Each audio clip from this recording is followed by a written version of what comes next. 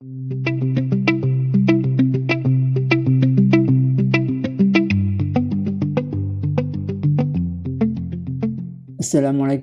Oke, kita lanjut ya pelajaran kita mengenai REST API. Nah, di video ini kita akan belajar untuk membuat fungsi save user ya.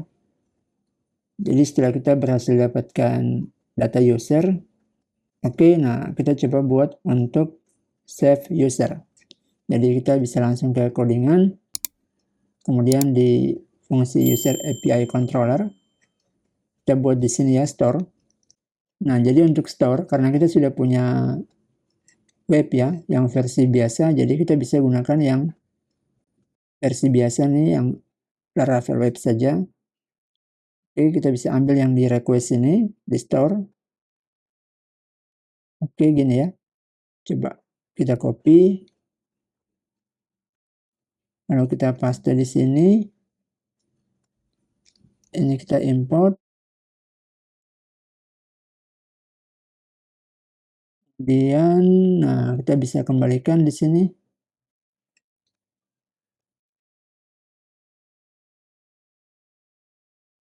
Oke, seperti ini. Kemudian, misalnya ini ya, kita ingin kembalikan data ini. Yang kita kembalikan adalah data yang berhasil disimpan. Jadi kita bisa buat variabel di sini, data atau user ya. Ini ya, user. Oke, jadi data. Nah, user ini yaitu yang baru saja kita simpan nih. Oke, ini save data success. Oke, seperti ini. Kayak gini ya, kita coba dulu. Kita abaikan yang foto ini. Kita langsung aja. Kita buat coba body form data. Kemudian yang kita harus save itu name, email, password, address ya. Yang kita isi ya, coba. Name, kita buat di sini email, password, kemudian address. Oke, untuk filenya belum dulu. Atau ya sekalian aja ya. Oke, foto. Ini ya. Karena ini ya yang diambilkan foto ini ya. Jadi kita pakainya foto. Nah, seperti ini ya. Oke, ini file. Nah, name misalnya kita buat Fulan API, ini Fulan API test.com, password, address, Jalan Kartini, nomor 7. Lalu kita upload file. Oke. Kita bisa pilih, klik ini. Oke, kita bisa send.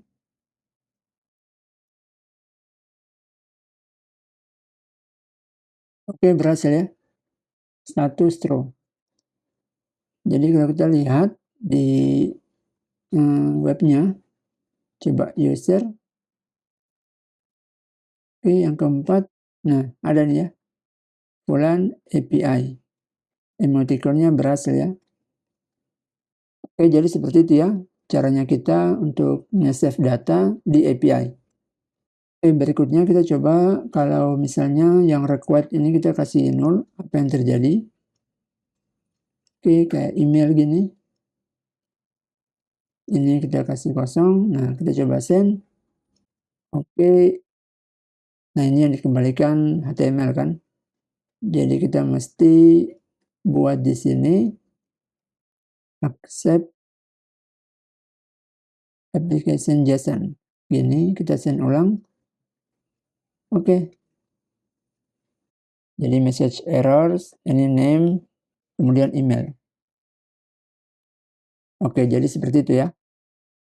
Nah, kemudian misalnya kita gunakan fungsi yang lain yang request validate, kita bisa gunakan seperti di dokumentasi. Kalau kita lihat form validation ya, request.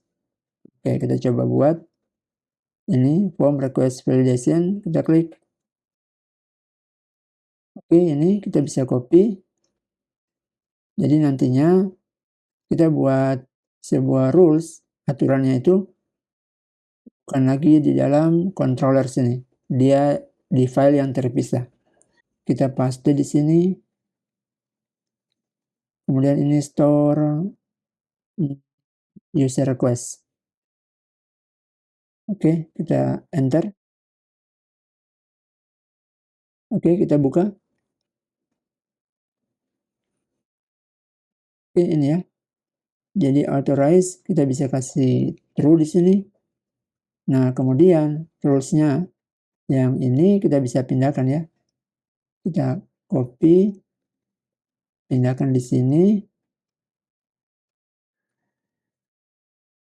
Oke, kita simpan. Nah, kemudian kita bisa lihat contoh penerapannya seperti ini.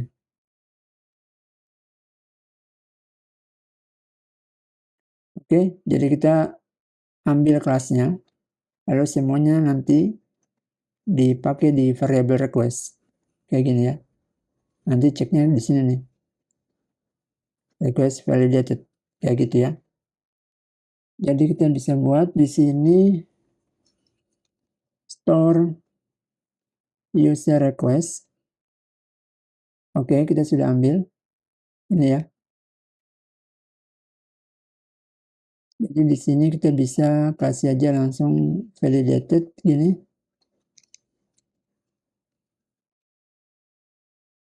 Oke, kita coba lihat ini ya. Oke, seperti ini. Kalau kita tinggal ambil request name, request email. Jadi tetap jalan aja nih. Oke, coba ya. Kita biarkan masih kosong gini. Nah, kita send lagi ulang. Oke, hasilnya sama ya. Lalu kita coba buat lagi yang baru, misalnya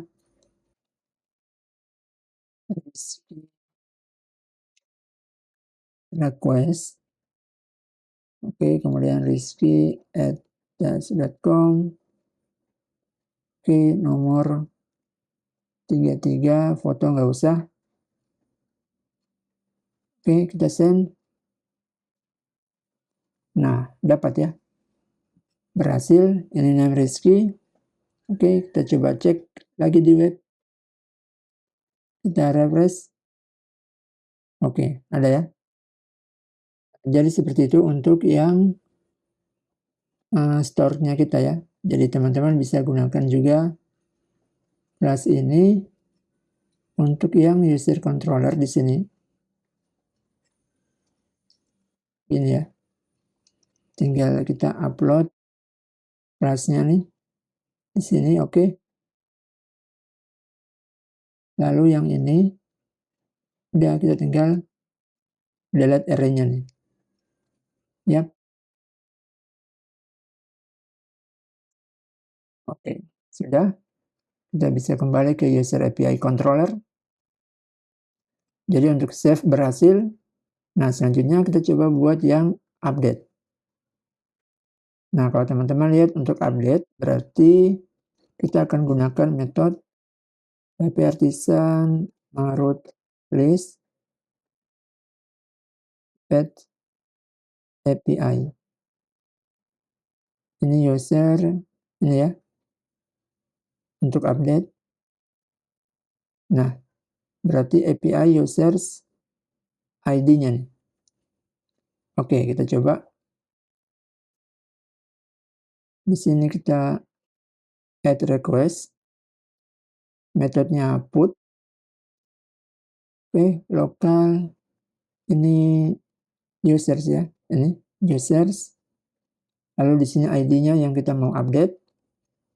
Contoh kita update 11 ya, yang Rizky request.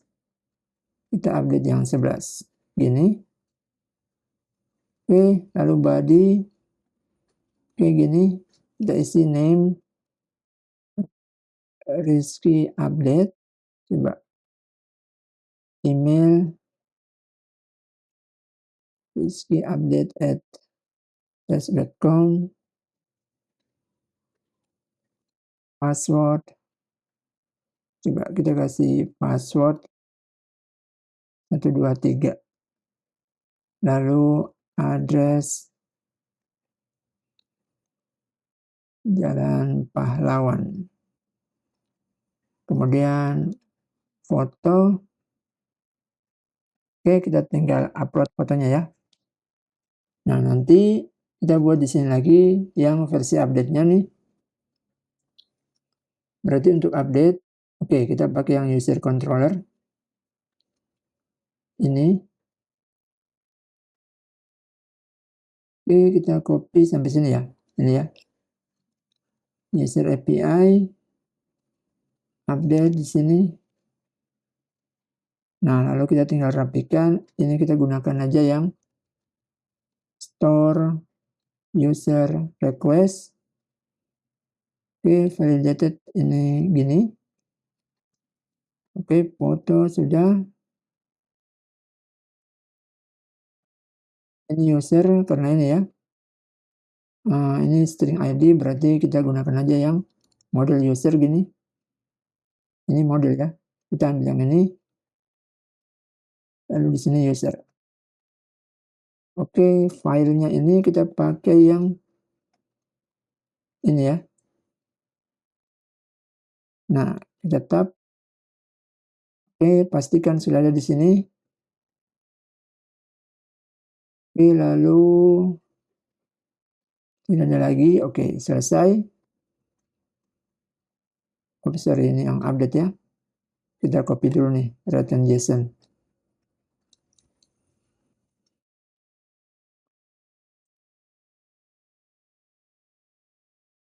Oke, seperti ini ya. Ini save atau update. Oke, berhasil. Oke, sudah. Tidak ada yang kurang. Oke. Kita lanjut, pilih file. Oke, kita send ya. Nah, error. Nah, bentar, errornya nih. Kita kasih ini dulu, application JSON. Accept application JSON, kita ulang. Send. Nah, dia error. Nah, kenapa? Karena kita gunakan metode put di sini. Kemudian untuk body di Postman, ini nggak bisa pakai ini ya, form data. Oke, untuk metode put. Nah, jadi di backend, itu nggak bisa nerima data request dari Postman ini ya, name, email. Jadi dianggap null. Oke, jadi mesti kita buat di sini. Kita gunakan yang ini. XWW form URL encoded nih. Tapi kita nggak bisa testing untuk yang versi upload file. Jadi kita lewatkan aja yang bagian upload file. Name, ini email, password, kemudian di sini address, oke. Jadi di sini kita bisa buat Rizky update, email rizkyupdate@gmail.com, kemudian password 123, address Jalan Pahlawan. Oke, setelah itu,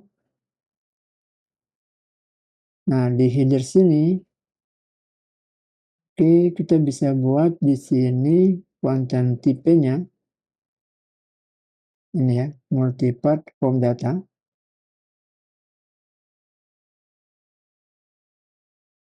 Oke, sudah. Kita bisa send. Oke, to view arguments. Kita cek di backend.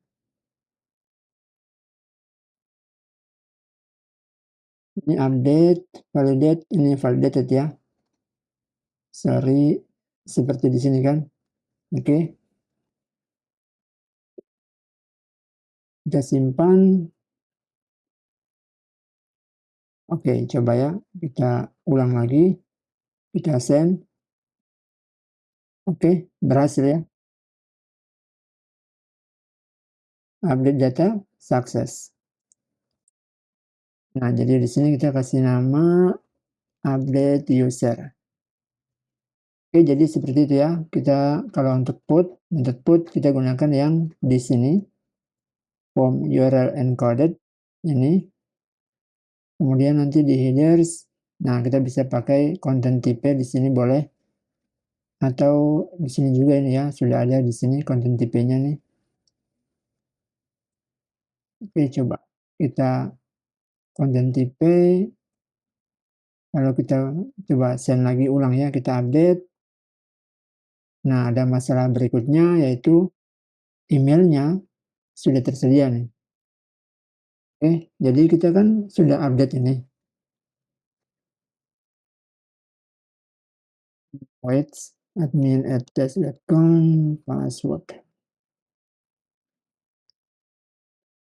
Nah, ini kan sudah ada. Nah, kemudian di backend, kita punya validasi di sini ya.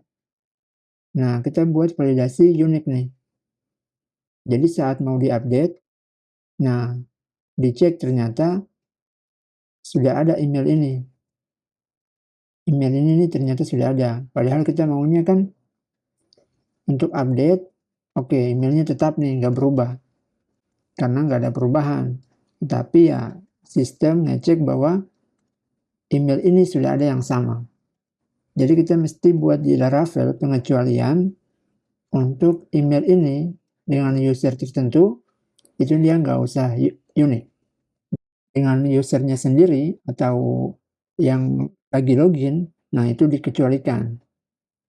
Jadi kita bisa buat seperti ini, users, kita buat email, ini titik, this, user, oops, ID. Oke, jadi kita bisa cek lagi, kita update ya, send. Oke, berhasil kan?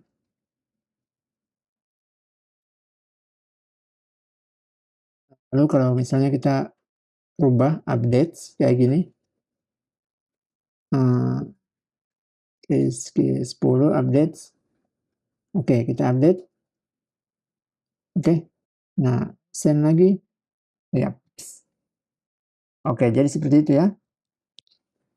Kita buat pengecualian ketika ada update untuk validasi ya. Nah, buatnya seperti ini. Oke, selanjutnya kita buat yang fungsi destroy. Oke. Nah, kita ke user controller. Ini kita bisa copy saja nih. Oke, user API controller. Nah, lalu ini user. Ini gini aja user. Oke. Exception kita pakai di sini, exception. Lalu kita bisa buat di sini return response JSON. Kita bisa kasih no content ya.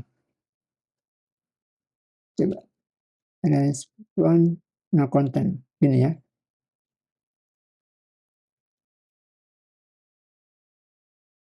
Oke. Nah, seperti ini. Jadi kita coba delete ya. Kita buat di sini add request method delete. Oke, gini. Lalu ini user 11 ya. Jadi kita bisa send. Oke, no content. Jadi sudah berhasil ya. Dari update itu sudah otomatis di delete ya. Nah, kita bisa refresh. Oke. Jadi sudah tidak ada lagi Rizky 10 updates ya. Opsi ini updates. Oke. Jadi sudah berhasil. Kemudian, nah ya, ini kita kasih rename ya. Delete user. Nah, lalu kita bisa buat lagi add request untuk show user. Nah, jadi show user kita gunakan get. Nah, kita bisa lihat di sini ya. Ini show. Jadi di sini ada users, kemudian ID-nya nih yang dilewatkan. Oke, jadi kita bisa buat kayak gini. Nah, nanti ID-nya kita misalnya pakai yang ID user 4 aja ya. Oke, coba kita buat dulu untuk show-nya nih. Di sini kita bisa gunakan aja user, lalu di sini user, ini ya. Nah, kemudian kita return respon aja seperti ini.